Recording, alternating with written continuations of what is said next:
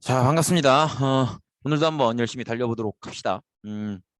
이제 이번 시간에는 삼국시대 문화를 볼 텐데, 이제 삼국시대가 거의 끝났다는 얘기죠. 이미 우리가 통일 과정도 다 배웠고, 그래서 이번 시간에 배울 문화는 기본적으로는 이제 유교, 불교, 도교 그렇게 중심으로 살펴볼 거예요. 그래서 고구려 백제 신라의 유교, 불교, 도교가 어떤 식으로 발전을 했는지 한번 살펴볼 거고, 저 뒤에 있는 문화재는 음, 한번 보신 적들 있으실 것 같아요.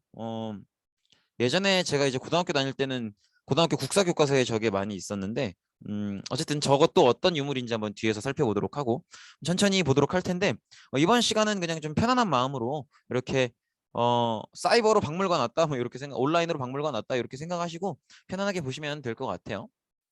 천천히 보도록 하죠. 일단 아까 말씀드린 것처럼 고구려든 백제든 신라든 기본적으로 중국이랑 교류를 해왔기 때문에 유교는 많이 다 같이 발전을 합니다. 그래서 고구려 백제 신라 모두 한자가 널리 사용되면서 유학이 발전을 했고요. 그래서 고구려에서는 수도에서는 태학, 지방에서는 경당 이런 교육기관들이 설치가 됐었어요. 그래서 뭐 경당은 그렇다고 치더라도 태학은 기억을 하셔야죠.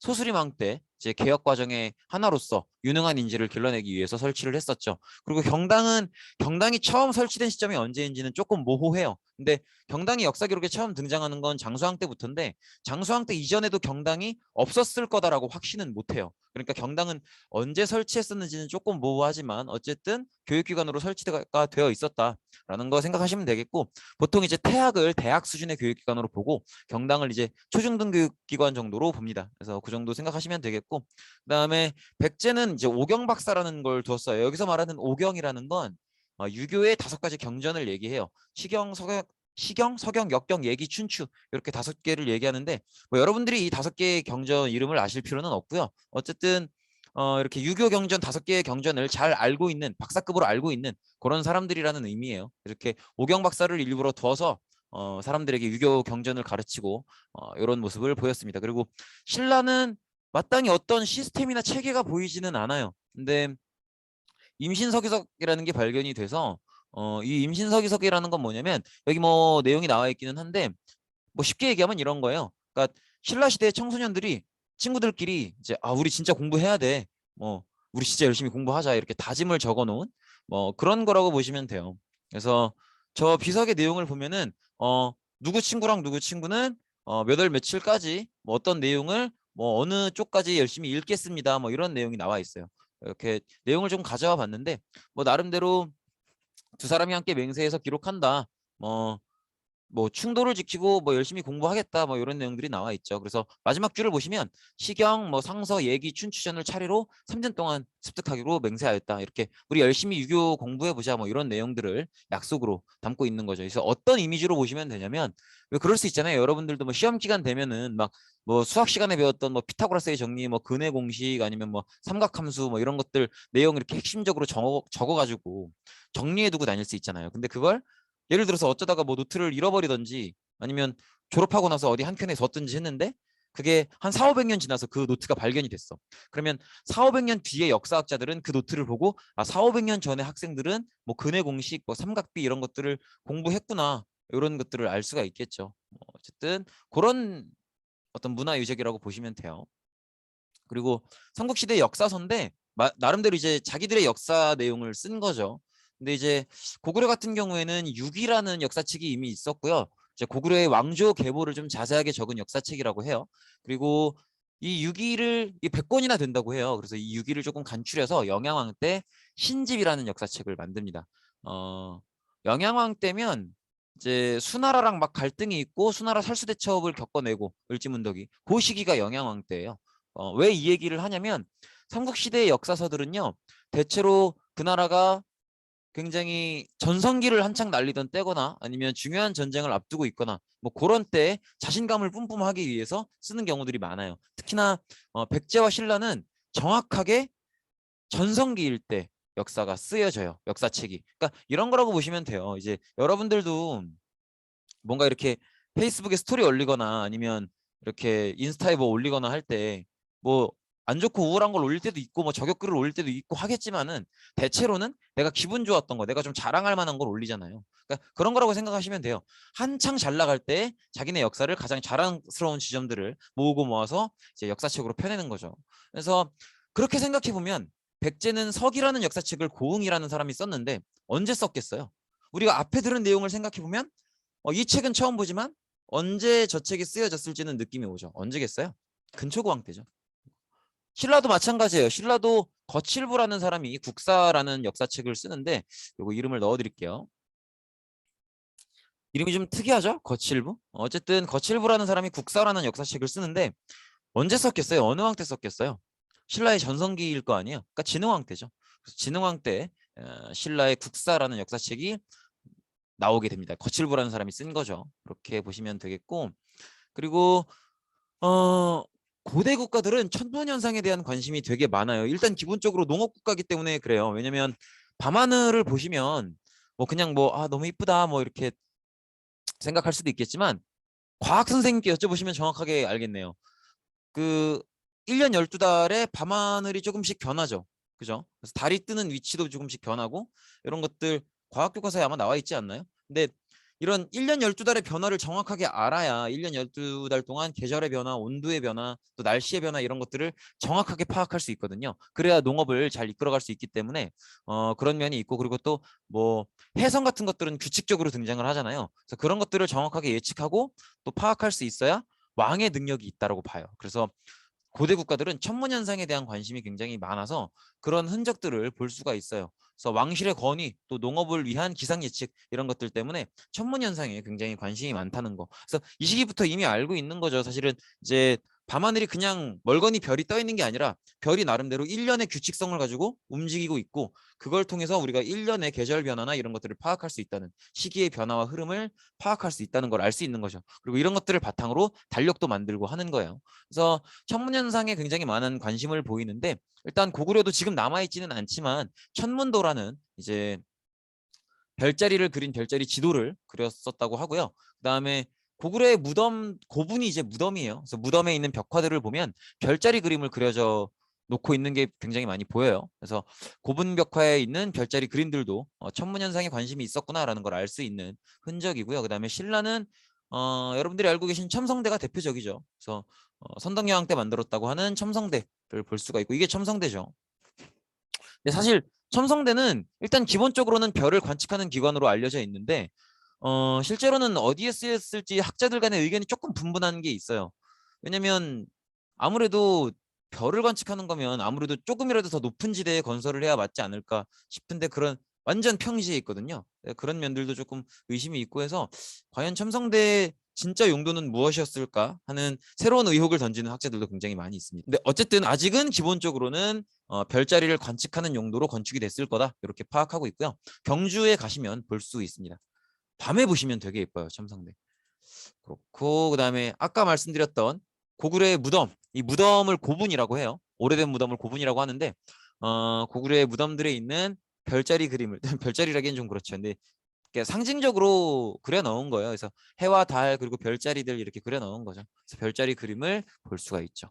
이렇게 보시면 되겠고, 그다음에 이제 금속 공예 기술인데 이게 이제 아까 보셨던 금동대학로예요. 백제 금동대학로고 부여 능상리 고분군에서 출토가 됐습니다. 어, 굉장히 뛰어난 금속공예 기술을 볼 수 있죠. 정말 섬세하지 않나요? 정말 아름다운, 그래서 사실 이게 출토가 됐을 때 정말 많은 역사학자들이 찬사를 보냈던 그런 문화재이기도 하고요. 그리고 도교 문화를 되게 잘 볼 수 있는 그런 문화 유물인데, 이 얘기는 뒤에 가서 한 번 더 하도록 할게요. 어쨌든 백제의 금동대학로 이런 것들이 삼국시대에 금속을 다루는 기술을 좀 살펴볼 수 있는 그런 유물이다 이렇게 보시면 되겠고, 신라는 금관이 유명합니다. 그래서 신라의 다양한 금관들을 한번 이렇게 소개를 해드려 봤고요. 예쁘죠? 요거 신라 경주에 가면 이런 것들을 볼 수 있는 박물관들이 있는데 가까이서 보시면 정말 예쁘고 정말 섬세하게 조각이 되어 있어요. 그래서 신라의 금관들도 굉장히 당시에 뛰어난 금속 공예 기술, 특히나 신라는 금속 중에서도 금을 잘 다루는 능력이 굉장히 뛰어났어요. 그래서 금을 다루는 어떤 공예 기술들이 굉장히 뛰어났고 그걸 볼 수 있는 문화 유물들도 많이 있습니다. 어쨌든 그렇고, 이제 무덤 양식을 좀 볼 텐데 무덤 양식은 일단 고구려부터 보면 고구려는 돌무지 무덤에서 굴식 돌방 무덤으로 이렇게 변화해 가는 걸 볼 수 있는데 돌무지 무덤은 지금 사진에 보고 계시는 것처럼 어떻게 되어 있는 거냐면 이렇게 평지에다가 사람의 시체를 관에다 넣고 그걸 이제 평지 위에 올려놓고 그 위에 돌을 막 쌓아요. 돌을 막 쌓은 다음에 이제 둘레돌을 놓고 그 다음에 흙을 좀 쌓고 이렇게 계단식으로 마무리를 한 이런 게 이제 근데 요건 또 돌로 돼 있어요. 요 테두리는 또 돌로 이렇게 만들어 놓은. 그래서 말 그대로 관 위에다 돌을 잔뜩 쌓아 놓은 게 돌무지 무덤이에요. 처음엔 이런 형태로 만들었다가 점점점 뒤로 가면서 굴식 돌방 무덤으로 만드는데 굴식 돌방 무덤은 뭐냐면 밖에서 볼 땐 전체적으로 무덤인데 안으로 들어가면 방이 있고 복도가 있고 방이 있고 이런 약간 건축물 같은 느낌으로 만들어진 걸 굴식 돌방 무덤이라고 해요. 그래서 말 그대로 어 이제 동굴처럼 굴을 파 들어가는 형태로 되어 있는데 그 안에 쭉 들어가면 방이 나오는 그런 형태. 그래서 굴식으로 되어 있는데 그 안에는 돌방이 있다. 돌로 만든 방이 있다. 그래서 굴식 돌방 무덤이에요. 그리고 굴식 돌방 무덤에 왜 이러지? 굴식 돌방 무덤의 중요한 특징은 방이니까 벽이 있잖아요. 그래서 그 벽에 그림들이 그려져 있어요. 그래서 주로 벽화가 많이 발견되는 게 굴식 돌방 무덤의 특징이기도 합니다. 왜 이러지? 발음이 왜 이러지? 하루에 수업을 너무 많이 해서 그런 것 같아요. 어쨌든 한번 천천히 정확한 발음일 수 있도록 노력해 보겠습니다. 그리고 그 사례들을 보면 이게 이제 돌무지 무덤의 사례로 볼 수 있는 장군총이에요. 그래서 그 안은 정말 다 돌로 되어 있고요. 그리고 이렇게 바깥에도 계단식으로 돌을 쌓아 놓은 걸 볼 수 있죠. 그리고 요거는 이제 돌이 워낙 무거우니까 돌이 밀려 내려오지 않도록 받쳐 놓는 받침돌이에요. 이렇게 보시면 되겠고 그다음에 과거에 이제 돌무지 무덤의 형태에서 이렇게 굴식 돌방 무덤의 형태로 오는 걸 볼 수 있죠. 그래서 이렇게 굴식 돌방 무덤이니까 방이 있는 거잖아요. 방이 있으니까 방이니까 벽이 있겠죠. 이 벽에 이렇게 벽화들이 잔뜩 그려져 있는 걸 볼 수 있고 그리고 요거는 이제 모주림 천장 구조라 그래서 천장을 이렇게 조금씩 좁혀 나가는 형태로 천장을 만듭니다. 그래서 천장의 가장 한가운데가 가장 높을 수 있게끔 그렇게 만드는 걸 모주림 구조 천장이라고 하는데 요건 나중에 발해 역사를 배울 때 좀 볼 일이 있을 거예요. 그렇게 보시면 되겠고 요게 이제 고구려의 무덤에서 발견되는 이제 벽화들이에요. 그래서 무용총이라는 무덤에서 발견된 사냥을 하고 있는 그림 수렵도고요. 그다음에 각저총에서 발견된 씨름도입니다. 씨름을 하고 있죠. 그리고 이 총자는 무덤을 의미하는데 이 무덤의 주인이 누구일지 모를 때 총자를 써요. 그래서 무덤의 주인이 누군지 모르니까 일단은 총자를 붙이는 거죠. 그렇게 보시면 되겠고 그리고 백제 시대인데요. 어, 우리나라예요. 뒤에 아파트도 있고 하죠. 무슨 아파트니? 한솔 솔파크? 어쨌든 여기 서울인데 서울 송파구예요. 근데 어 백제는 아마 기억하시겠지만 고구려가 부여로부터 나온 집단이 건국을 했고 백제는 고구려에서 빠져나온 집단이 건국을 했다. 그래서 부여, 고구려, 백제는 일정한 어떤 문화적 공통성을 갖는다. 이런 얘기를 우리가 이미 한번 했었잖아요. 그리고 또 백제 같은 경우에는 부여에 대한 어떤 기억을 갖고 있기도 하죠. 그래서 성왕 때 국호를 남부여로 고치기도 하고 그렇죠. 어쨌든 지금 얘기하고 싶은 건 부여와 고구려, 백제의 어떤 일정한 문화적 공통성이 있다는 거고 그걸 여기서 볼 수 있는 거예요. 고구려만큼 이렇게 규모가 크지는 않지만 백제도 돌무지 무덤을 만들었어요. 그래서 이렇게 고구려보다는 조금 규모가 작지만 계단식 돌무지 무덤을 만들었었다는 거 정도를 기억하시면 좋을 것 같고요. 그다음에 백제도 마찬가지로 계단식 돌무지 무덤에서 굴식 돌방 무덤의 형태로 변화를 해요. 그래서 지금 요거는 충남 공주에 있는 송산리 고분군인데 닭이 이제 저거죠. 문주왕 때 웅진으로 천도한 그곳이죠. 근데 어쨌든 여기도 이제 돌방 무덤의 형태. 그래서 굴로 된 곳을 조금 들어가면 그 안에 돌로 된 방이 있는 그런 형태라고 보시면 되겠고 이런 백제의 굴식 돌방 무덤에도 벽화들이 간간히 발견되곤 합니다. 그리고 백제는 또 중국 남조랑 교류를 많이 했기 때문에 조금 다른 나라에서는 볼 수 없는 무덤 형태가 나오기도 해요. 무령왕릉이 대표적인데 무령왕릉 같은 경우에는 지금 이 보이실지 모르겠는데 이렇게 되게 막 도서관인 것처럼 막 책 같은 게 이렇게 쭉 꽂혀 있죠. 이게 다 벽돌이에요. 그래서 다른 고구려나 신라의 무덤과는 달리 돌무덤인데 그 돌을 벽돌처럼 만들어서 그 벽돌을 쌓아서 무덤을 만드는 형태로 무덤을 만드는 사례가 백제에 보이는데 무령왕릉이 그렇게 만들어져 있어요. 근데 요거는 중국의 남조가 무덤을 이런 식으로 만들거든요. 그래서 무령왕릉 때 중국 남조와 교류를 활발하게 했었구나라는 걸 알 수 있는 흔적이기도 해요. 그래서 백제 무령왕릉은 꼭 중요하게 기억을 해둘 필요가 있습니다. 왜냐하면 벽돌 무덤이 거의 발견되는 유일한 사례예요. 그래서 백제가 물론 고구려랑 비슷하게 돌무지 무덤에서 굴식 돌방 무덤으로 발전하긴 했지만 벽돌 무덤도 이렇게 사례가 있구나. 그래서 중국 남조와 교류한 흔적을 볼 수 있구나 라는 걸 생각해 두시면 좋을 것 같습니다. 그리고 신라 같은 경우에는 돌무지 덧널 무덤이라는 건데 어떤 식으로 생각하시면 되냐면 돌무지 무덤이랑 조금 비슷해요. 조금 비슷한데 제가 이제 널은 관을 의미한다고 했었죠. 그래서 이런 식이에요. 지금 여기 시체가 있는 거예요. 이런 식으로. 그래서 너를 1차로 해놓고 그 다음에 여기를 막 돌로 쌓아요. 그 다음에 나무 덧너를 대는데 이걸 방처럼 해놓는 거예요. 그래서 작은 관이 있고 그 관을 둘러싼 방이 있고 이 방을 덧널이라고 부르는 거죠. 덧댄 두 번째 관이다라고 해서 그리고 요 전체 나무 덧널 이 나무방을 둘러싸는 돌을 또 쌓는 거죠. 이런 식으로. 그래서 나무방 요 나무 덧널을 둘러싸고 있는 돌을 쭉 또 쌓아서 그리고 그 위에 흙을 또 덮어요. 그래서 돌무지 덧널 무덤은 밖에서 봤을 때 규모가 굉장히 커요. 경주 가본 친구들 있을지 모르겠는데 경주 가보면 그 무덤들이 모여 있는 대릉원이라는 곳이 있거든요. 거기 가보면 이거 못 모르는 사람은 이거 무덤이 아니라 동산 아니야 싶을 정도로 굉장히 큰 무덤들이 있어요. 그래서 돌무지 덧널 무덤은 그런 식으로 굉장히 규모가 크다는 거. 클 수밖에 없어 보이죠. 관이 있고 그 관을 놓은 나무로 만든 방이 있고 그 나무로 만든 방 자체를 돌로 잔뜩 쌓아서 덮어놓은 다음에 그 위에 흙을 또 쌓는 거니까. 그래서 이렇게 보시면 되겠고 처음엔 이런 형태로 개발이 됐다가 나중에는 굴식 돌방 무덤으로 변해요. 근데 지금 굴식 돌방 무덤 얘기가 한두 번 나온 게 아니죠. 그러니까 고구려든 백제든 신라든 처음엔 고유의 형태들이 있다가 고구려 백제는 돌무지 무덤 그리고 신라는 돌무지 덧널 무덤 이런 식으로 고유의 형태가 있다가 세 나라 전부 다 결국에는 굴식 돌방 무덤의 형태로 가는 그런 모습이라고 보시면 되겠습니다. 그래서 이게 이제 대표적인 돌무지 덧널 무덤의 형태예요. 근데 이게 지금 이렇게 봐서 그렇지 어느 정도 크기냐면 원래 여기가 이제 없어요. 그냥 무덤 같은 형태예요. 무덤 같은 형태인데 여기 지금 보시는 것처럼 돌무지 덧널 무덤의 특징은 다 돌로 뒤덮어놨기 때문에 도굴이 안 돼요.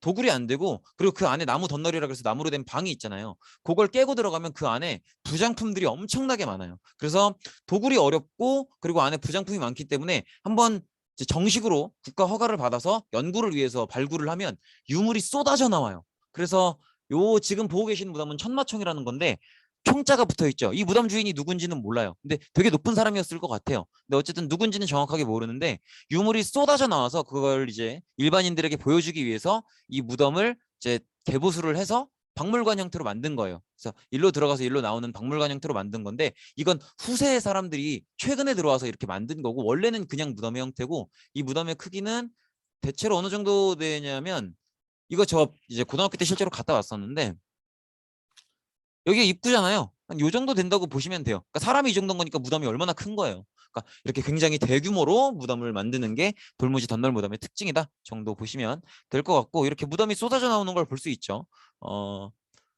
요 가장 왼쪽에 있는 건 금관이고요. 그래서 아마 왕의 무덤이 아닐까 생각하고 있어요.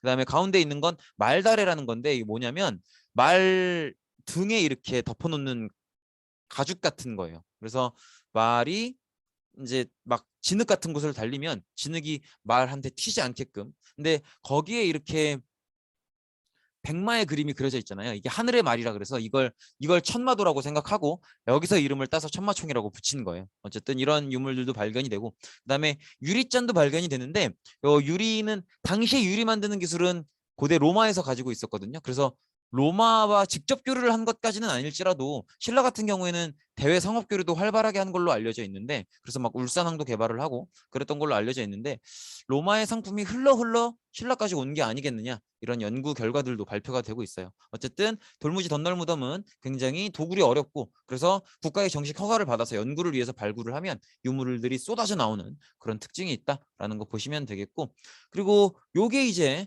굴식 돌방 무덤의 대표적인 사례예요. 그래서 지금 이렇게 굴로 들어가는 형태가 되어 있죠. 그리고 쭉 들어가면 안에 방이 나오겠죠.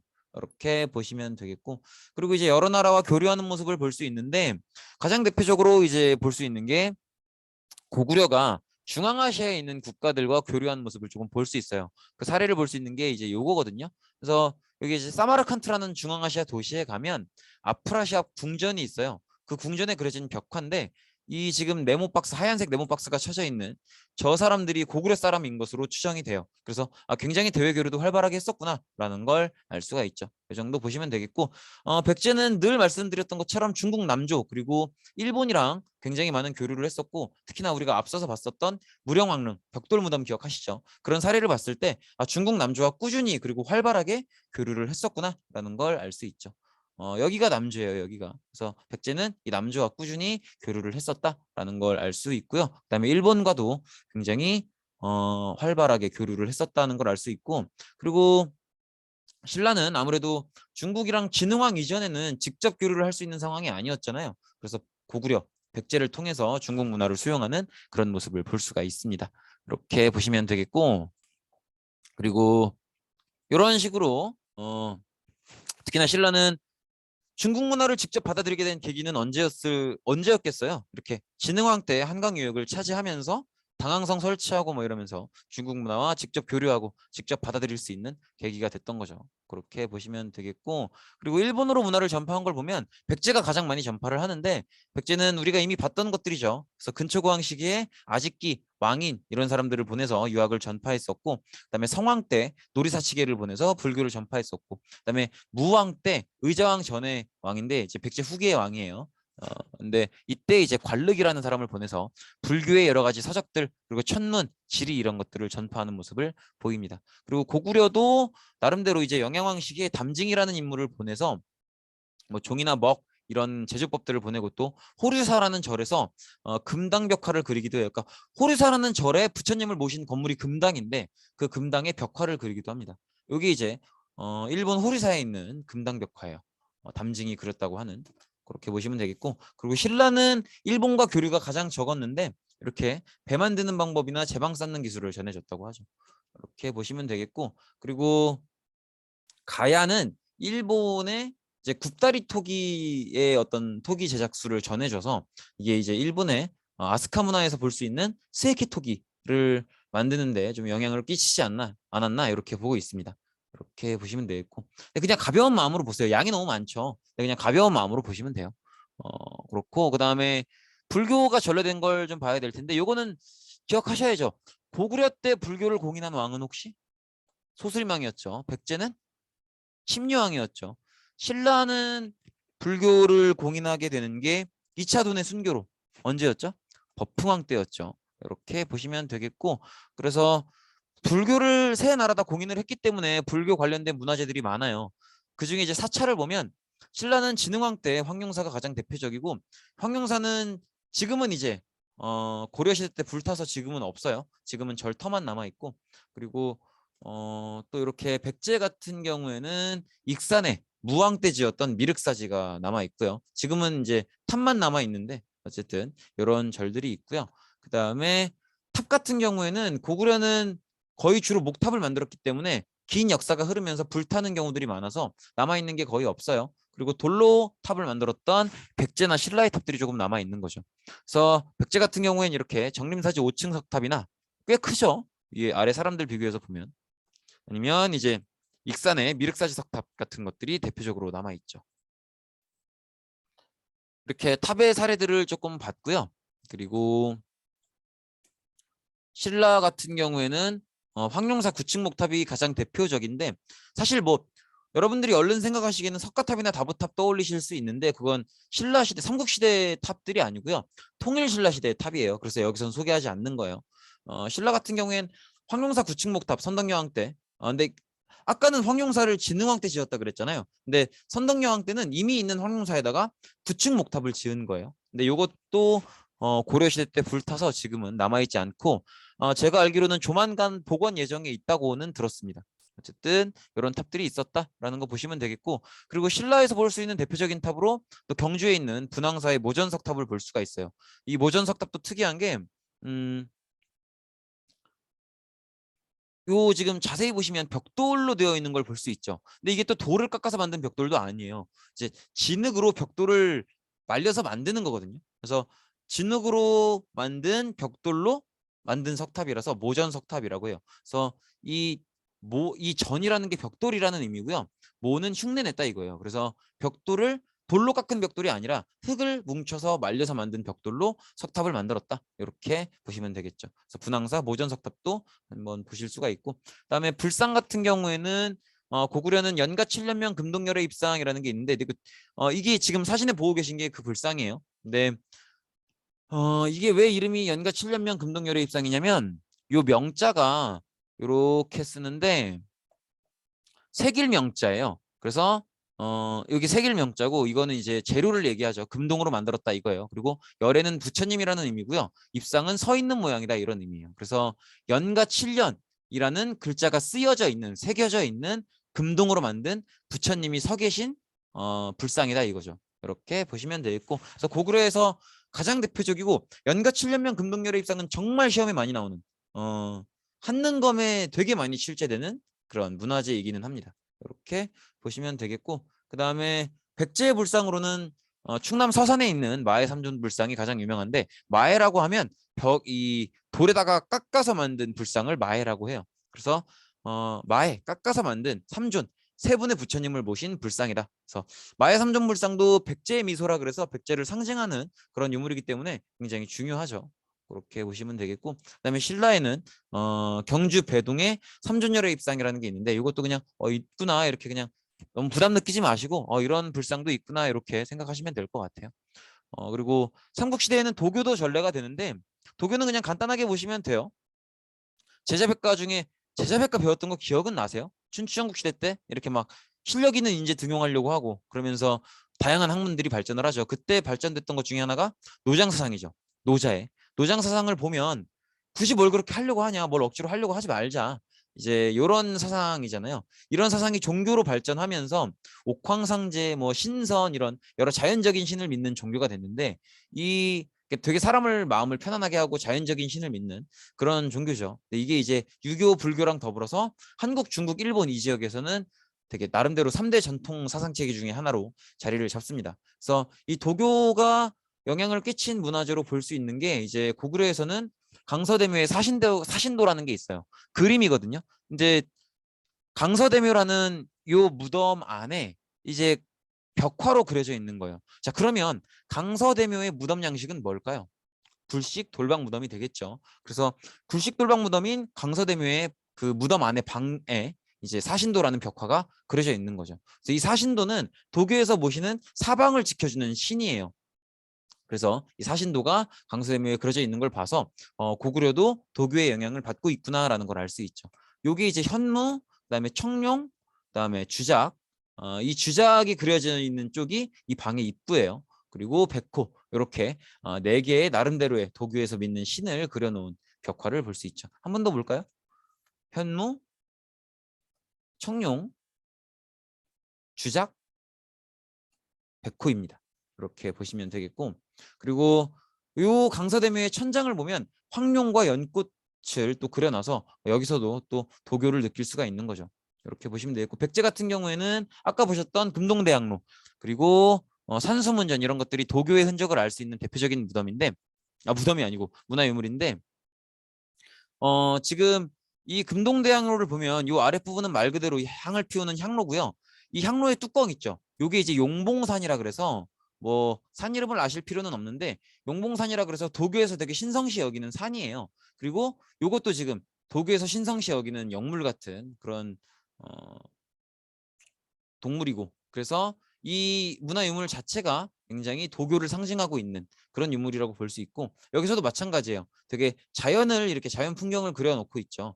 벽돌인데 이 벽돌에다가 이렇게 자연, 산과 물, 들 이런 것들을 그려놓고 있죠. 그래서 도교의 영향을 받고 있는 그런 유물이다 이렇게 보시면 되겠죠. 이건 아까 보셨던 금동대학로고 지금 이번 PPT 표지에 있는 거죠. 근데 너무 예뻐서 한번 사진을 한 번 더 가져와 봤습니다. 그렇고 그다음에 신라의 도교는 이렇게 신선사로가 좀 있고, 그다음에 화랑도를 부르는 칭호도 도교적인 용어가 들어가 있는 칭호로도 불렀었다는 거. 근데 이것도 그냥 그런가 보다 하고 지나가시면 돼요. 이렇게 보시면 되겠고 이렇게 해서 이번 시간에 삼국의 문화를 살펴봤는데 삼국의 문화는 너무 부담 갖지 말고 그냥 편안하게 들으시면 될 것 같아요. 예, 여기까지 하고 마치겠습니다. 고생 많으셨습니다.